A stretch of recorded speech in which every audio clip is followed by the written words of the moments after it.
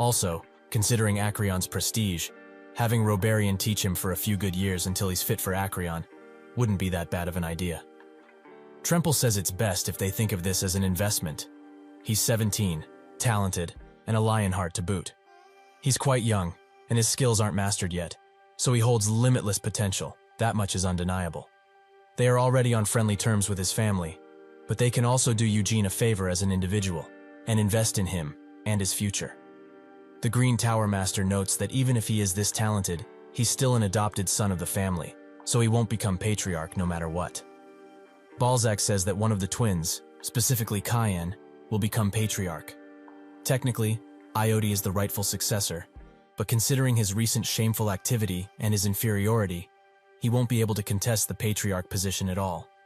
So, even though he can't become the patriarch, Eugene's foothold in the family shouldn't be scoffed at. Trample agrees, and Eugene will have to leave the main family at some point. If he gets married and has children, it's the Lionheart custom to move out of the main residence. They should invite him to Eroth when that happens, as he will surely be skilled enough.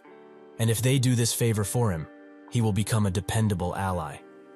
Balzac says that Eugene also showed how skilled he was in the succession ritual that took place 4 years ago. Even the Lionheart family recognized his potential, and with the added support of Eroth, he might actually be the second coming of the Great Vermouth. The Green Tower Master laughs and notes that he's praising them quite a lot, but can he say that his statements are his and his alone? Balzac asks what he could mean, and the Green Tower Master notes that he has a contract with the Demon King of Incarceration, so he's a tad curious if he holds any influence over his words.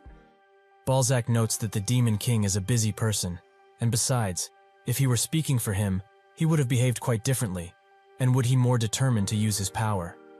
The Blue Tower Master asks if that's really his power, and the room becomes filled with deadly killing intent. But Balzac apologizes for sounding aggressive, as he simply meant that he's very devoted to the Demon King and his wishes. Melkith says that they shouldn't stray away from the topic, and it doesn't seem that they will be reaching an agreement soon, so why don't they put it to a vote, as that kid is probably bored by now. Edgar notes that is probably for the best, and he will go first. He agrees with letting Eugene inside of Acreon. This royal library doesn't only hold magic texts of varying worths, but also texts left behind by many legendary mages who are a considerable foothold into the history of magic on each of its floors. Eugene notices that the walls are crammed with Eroth's history, and it's more like a museum than a library. This place has 15 stories, and out of those, Senya's texts should be on floors 12 to 15. Melkith comes next to him, and he thinks that she's the best spiritualist of this time period, and the person who signed 2 simultaneous contracts with the 2 Spirit Kings for the first time in history. Even without the spiritual magic, she's still considered very great at normal magic. Eugene asks if they are done debating, and she notes that it is indeed over, as if they had to reach a unanimous agreement. This would have taken days. So they voted. 5 people have agreed to allow him entry, and 2 did not, with 1 being neutral. Eugene notes that the majority agreed, so he can go to the upper floors now, right? Melkith says that he can, but doesn't he want to know who agreed and who didn't? Eugene notes that he's not really interested, as all that matter is that the majority agreed. Melkith says that he's quite boring, and tells him that she was the one that was neutral. That doesn't mean that she disagrees with his entry, but she didn't want to be swept up in the argument. He sees their faces now, right? They look very pissed off. And it's true that they decided on votes, but they are going to be having another argument very soon. The Blue Tower Master looks at them and shakes his head. She notes that even though he's acting like this, he was one of the ones who agreed, which is quite unexpected, as he was very aggressive at first, wasn't he? But now, does he want to know who disagreed? Eugene notes that he doesn't really care, as he told her before. She still tells him. The Green Tower Master and the Mage Guild Master were the ones who disagreed. Eugene still doesn't care, which causes Melkith to be quite annoyed with him, as his reactions are too boring.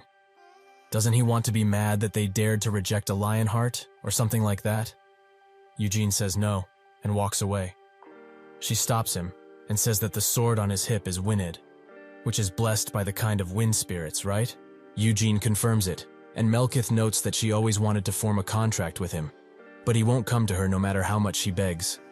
She tried really hard, and even called upon the King of Thunder Spirits, and the King of Earth Spirits as well. But the King of Wind Spirits won't even think of signing a contract with her.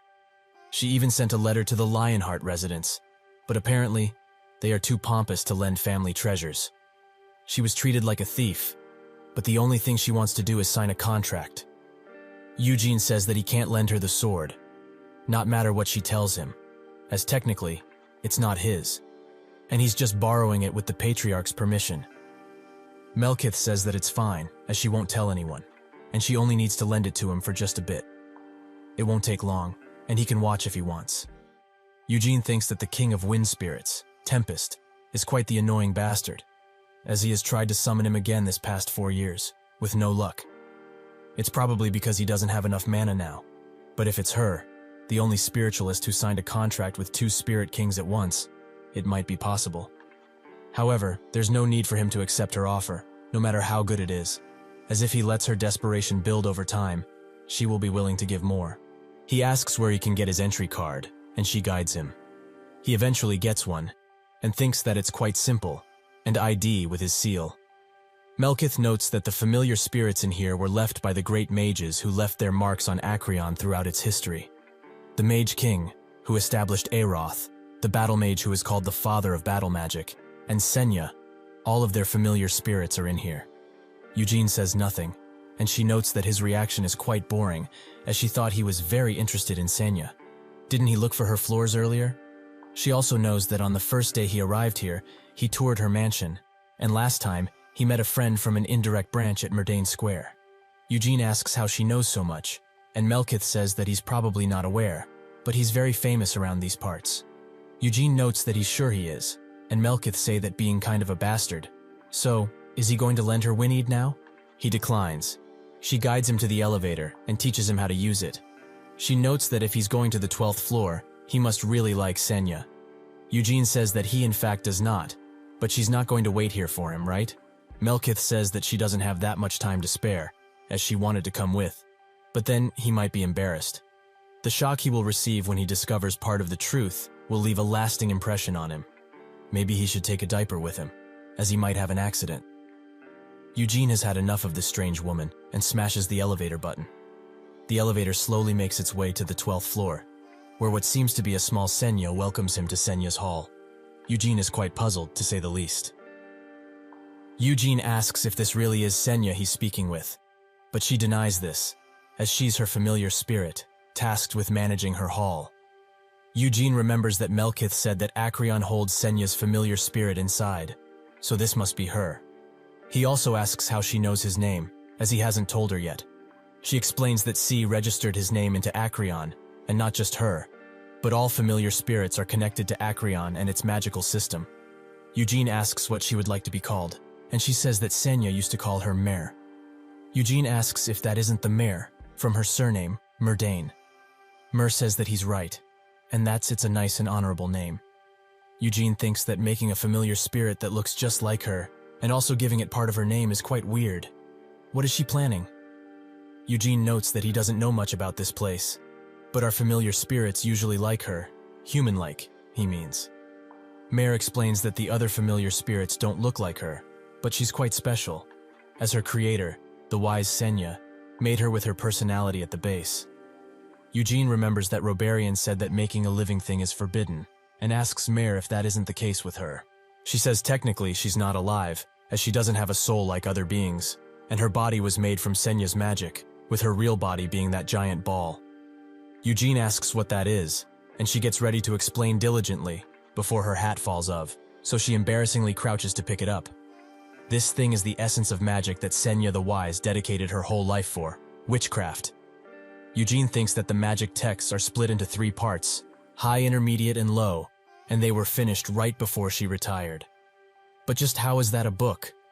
Mare notes that books don't need to look like books, as that is just a common prejudice. Eugene finds her words quite annoying and confusing, but she finds it only natural that he doesn't understand, as even the magic tower masters failed to comprehend Senya's magic. Eugene stares at her and thinks that she's fully of pride, accompanied with a sneer on her face and that condescending attitude. She really took perfectly after Senya's personality. Eugene asks if Senya was like this until the very end, and Mare explains that she changed quite a bit, as this personality of hers is based on Senya's younger years. She became much more elegant and refined. However, she also didn't smile much, and only focused on researching and developing magic. Eugene finds that to be quite unbelievable, but he lets it go, and asks if her consciousness really is in there, inside of witchcraft. Mare notes that her consciousness is entirely made from the spells in witchcraft, and her purpose is to protect and manage it. She's been managing this hall for well over 200 years, under Senya's direct orders. Eugene approaches witchcraft, and thinks to what Robarian told him,